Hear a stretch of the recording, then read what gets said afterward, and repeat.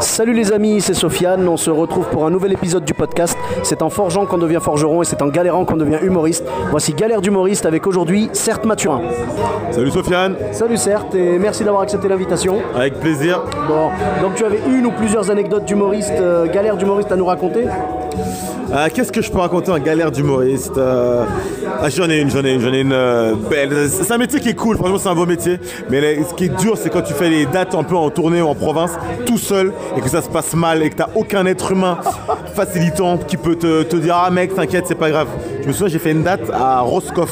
Ouais. C'était un festival étudiant, une course croisière et deck.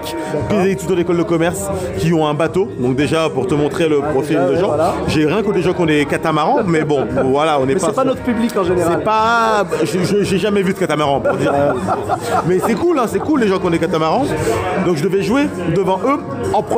Après il y avait un DJ et Necfeu. Donc et ils s'attendaient pas déjà à avoir de l'humour. Ouais. Ni à moi à ce moment-là. Donc, ouais. Donc je suis là-bas, je vais à Roscoff tout seul. Et je devais faire 2 jours là-bas, 2 jours de show. Ouais. Le premier jour, je joue. Et ils avaient un open bar Holden Paso qui était leur partenaire. Et donc, open bar, boulettes de viande, tortillas, étudiants, école de commerce. Ah ouais. Tout ça ensemble, ça donne n'importe quoi. Ça donne une soirée bizarre. Groupe juste avant moi, ils jouent les Gypsy Kings version mexicaine qui font leur concert. Ensuite, on m'envoie en stand-up.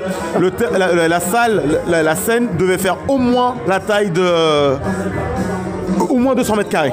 Ah ouais. J'étais tout seul sur cette scène, sans charisme, devant des gens avec des pulls croisés. J'ai rien contre les pulls croisés, à chacun son vie. Pas de problème. Je bide, mais pas un petit bide, un bide dans lequel tu remets en cause ton existence même. Parce que c'est pas genre, ils m'écoutaient pas. Je voyais des boulettes de viande traverser. Oh les bâtards, ils jetaient un peu partout. Donc gros bide, vraiment sale moment. Et après je sors de scène au bout de...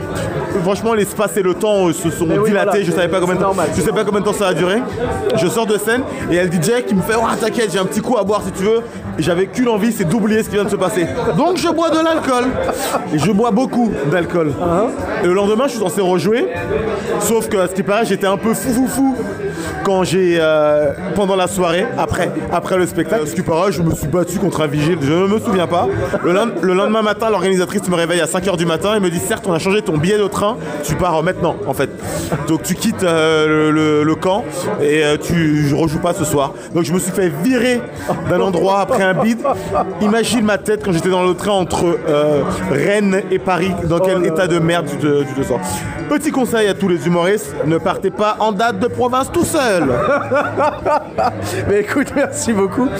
Tu avais d'autres anecdotes à nous raconter ou celle-ci elle est un peu cool, mais c'est aujourd'hui d'ailleurs, c'est marrant que tu me le dises. Ouais. J'ai joué mon spectacle devant 6 personnes handicapées mentales qui étaient au premier rang.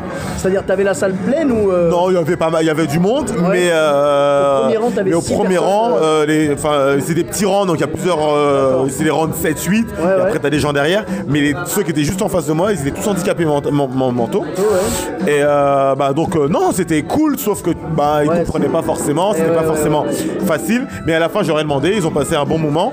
C'est juste que pendant que je faisais des slams, ils rigolaient, et quand il y avait des blagues, ils rigolaient pas forcément. Ouais. Mais ce qui m'a fait plaisir, c'est que c'est là où c'est ça l'humour, c'est que ce que tu ressens toi, c'est pas forcément ce que la personne ressent. Il faut pas faire attention que aux blagues, mais à l'ambiance collective. Et j'ai vu qu'ils ont passé un bon moment. À la fin, on a fait des photos.